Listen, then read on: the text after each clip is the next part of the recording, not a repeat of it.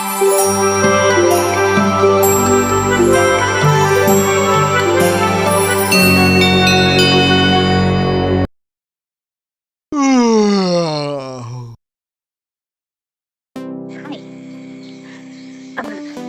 oke, agak susah ya.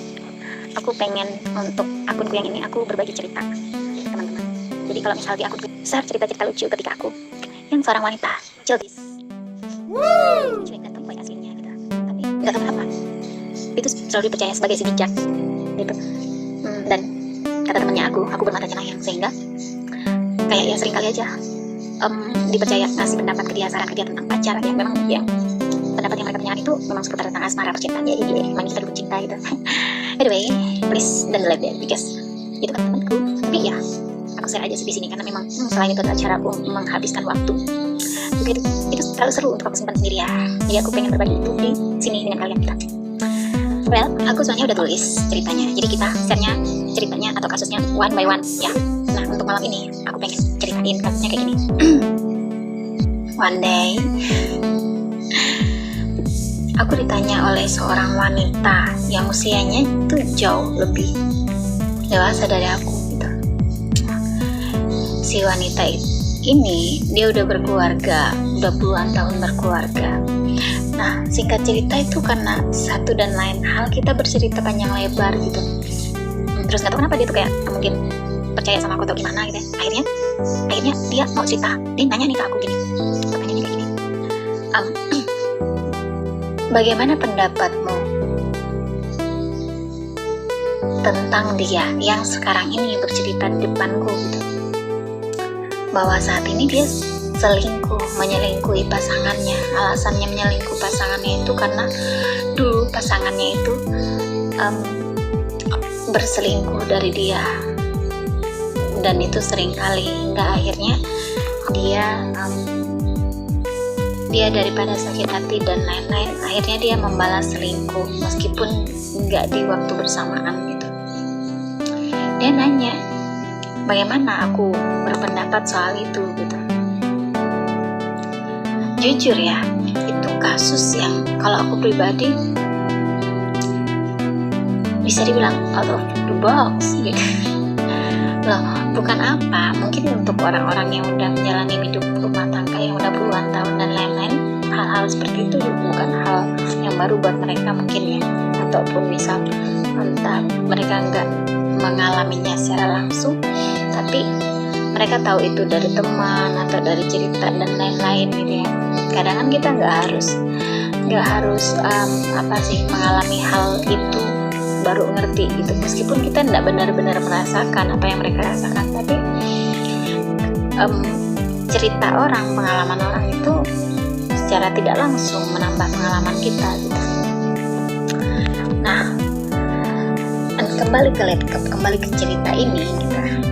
Aku tuh sebenarnya saat itu ketika ditanya kayak gitu aku bingung gitu.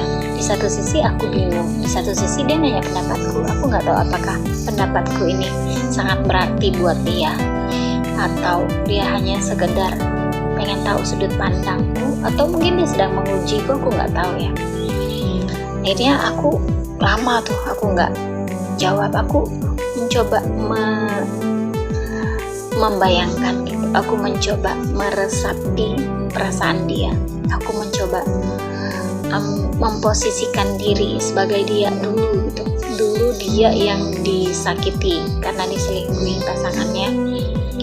Aku mencoba memahami perasaannya kala itu, kemudian mencoba memahami perasaannya dia hingga dia memutuskan akhirnya selingkuh juga, supaya istilahnya baik dia dan pasangannya bisa bertoleransi itu atas kesalahan yang mereka berbuat, dan mereka tetap sama-sama gitu. Itu kayak makan buah si malakama, atau enggak sih? Kayak misal kita bilang oh ini nggak baik, itu kayak salah gitu. Kalau kita bilang oh ya ini bisa aja sih, itu juga salah. Makanya aku bilang itu kayak makan buah si malakama, dimakan mati mama gitu, nggak dimakan mati bapak gitu ya. Nah akhirnya aku mencoba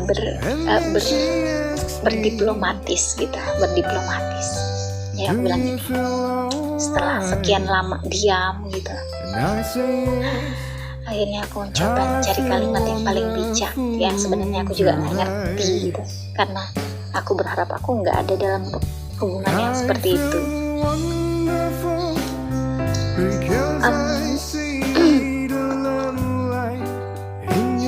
Aku bilang hidup memang pilihan gitu, dan kadang pilihan yang memang nggak pernah mudah gitu. Jadi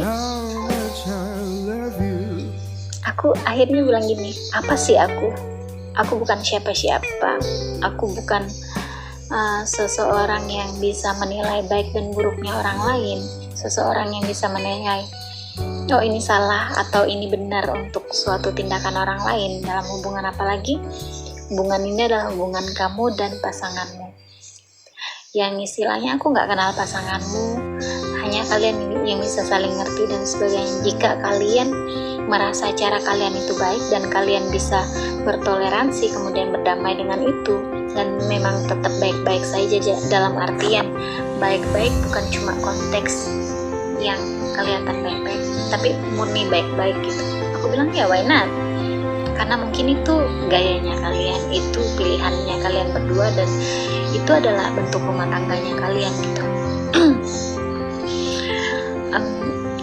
Ya meskipun kembali lagi ke tiap rumah tangga, tiap pribadi, tiap pasangan punya pandangan ideal tersendiri untuk suatu hubungan gitu. Ada beberapa yang memang bersikap dan berpikir liberal banget kayak gitu, dan kayak ada sebagian yang ya oke, nggak masalah selagi dia pulang atau bagaimana, dia hanya mencari kayak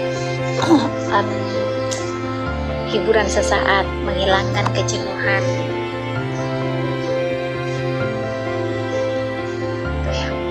Nah, tapi ada juga pasangan ataupun rumah tangga